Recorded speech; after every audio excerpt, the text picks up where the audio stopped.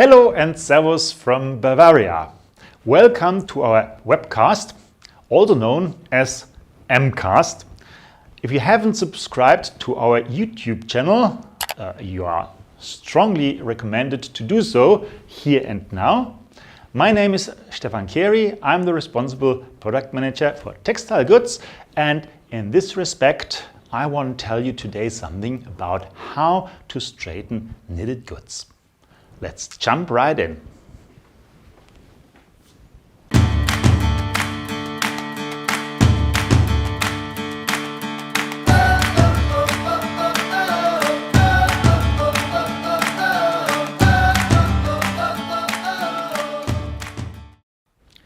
Knitted goods.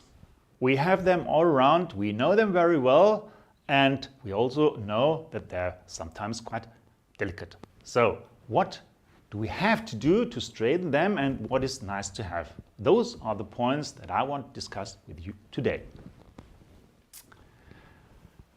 Let's first introduce the knitted goods, then go into the spirality that comes along with them, and finally end up with the elongation and the synchronization with all the devices which are coming afterwards. But before we jump into the subject, I have, as always, a small question for you. Think about your production. Do you have any issues with elongation so far? Please, if you have so, tell us more about it in the comments. But back to the subject. The introduction. Knitted goods are quite easy to produce. All you need is a knitting machine, and they don't require a lot of space, they don't require a lot of investments, so they're quite popular to have. However, they are calculated in weight instead of the length, which is the normal thing with the woven goods. So you have to consider some points, because elongation is absolutely no-go. Therefore, you have to handle them with a lot of tender love and care. And we tell you how to straighten them afterwards to make sure that the result is absolutely perfect. So, those are knitting machines, those are dyeing machines. The knitting machines during the production are actually producing a picture of the fabric like that. So it's quite straight, it's quite harmonic, it's quite synchronized. However, when it comes to those dyeing machines, we are always talking about different tension, different operators, different machines. So the distance between the transportation of the fabric and the water bath, the amount of water, the handling of the goods are so different that you will find an elongation during the process. So from here to there is a huge difference, and this elongation also varies from batch to batch due to all the different issues, because they are not synchronized in the way that you have it normally with the continuous process of woven goods. So those are factors that you have to take into consideration when you want to fix all the problems that have been brought into the product beforehand. So those are the issues that we have to deal with. We have some spirality, which plays a major impact for the detection. We have the tension control. Tension is a major thing. Just remember, we are measuring in weight and not in length, so it has to be rather compact than long, because the more fabric you have, the more money you get. Driven rollers are very important, and in order to keep it very compact, you have to apply as little tension as possible. So those are the points that we will raise during those 10 to 15 minutes today. The spirality of the knit goods results in sometimes really severe changes of the distortion, and therefore it's very, very important what kind of detection, what kind of sensors you bring into the system. We have two different sensor application at MAHLO. We have them both. We are the only producer, by the way, who is having both the systems. The first is a traversing system where you have a frame and you have only one sensor which is moving from one side to the other, and it is actually only detecting those points from one side to the other.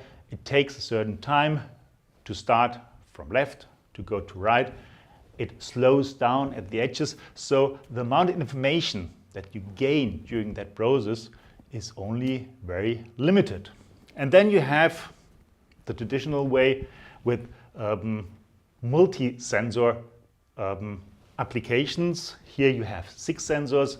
With smaller applications we only have 4. With a wider width we can have up to 8 sensors, and those sensors, they continuously measure much more points in a row, and especially if you have a change in the distortion, like it is happening with knitted goods quite often, you have to make sure that you have that application, that you have a multi-sensor application to really make sure that you don't lose out on that distortion.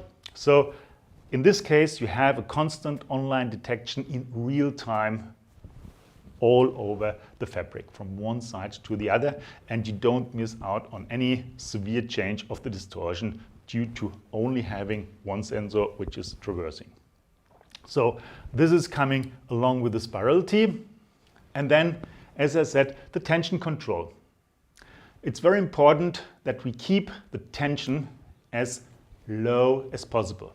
And therefore, we do have a pendulum compensator at the end, which is synchronizing actually the drive from the next machine with the drive of the previous machine. And what our tension control does is that it is driving the rollers, the bow rollers, accordingly to take the tension away from the fabric. So it supports the transportation of the fabric, of the knitted goods in a very positive way, to leave those goods with as little tension and as little damage as possible. So this is the one thing. The other thing is the bow rollers as such. In order to minimize the tension, you have to know that the bow rollers are applying tension. Every part that we have to straighten the fabric with an active straightener, like a roller straightener, is applying tension to the fabric. So the amount of bow rollers is really playing a major role. If you have too many bow rollers, just because the standard is asking for 3 bow rollers, you apply too much tension to the fabric.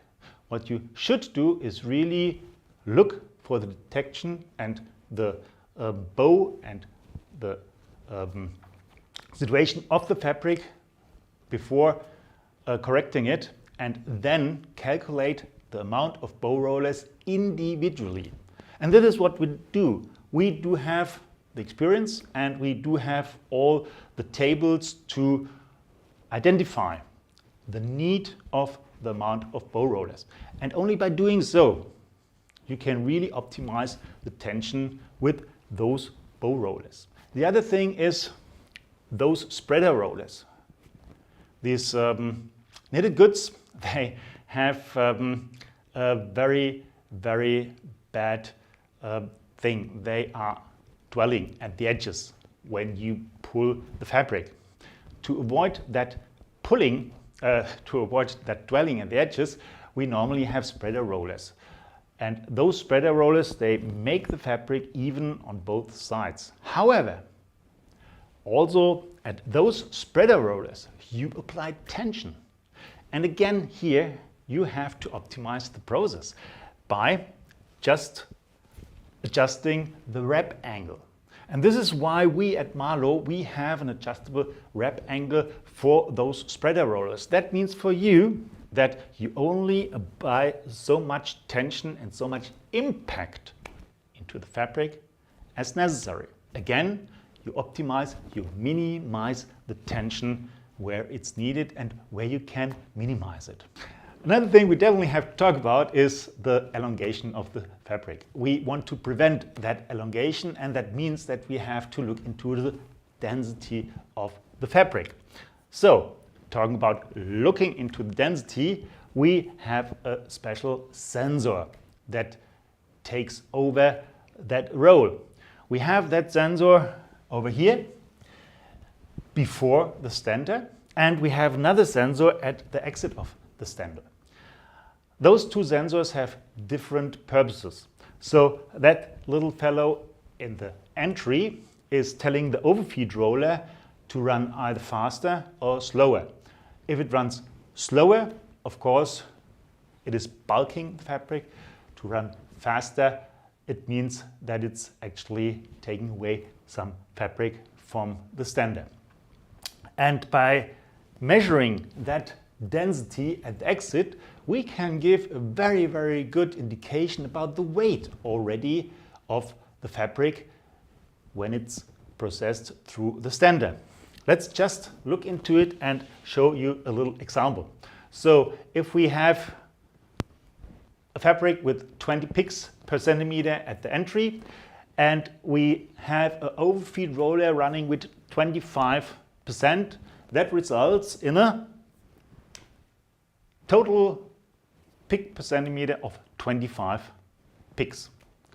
So if, for example, we have only 18 picks and we still want to result in the same amount, we cannot run with 25, because then we only would achieve 22.5 picks per centimeter. So we have to change something.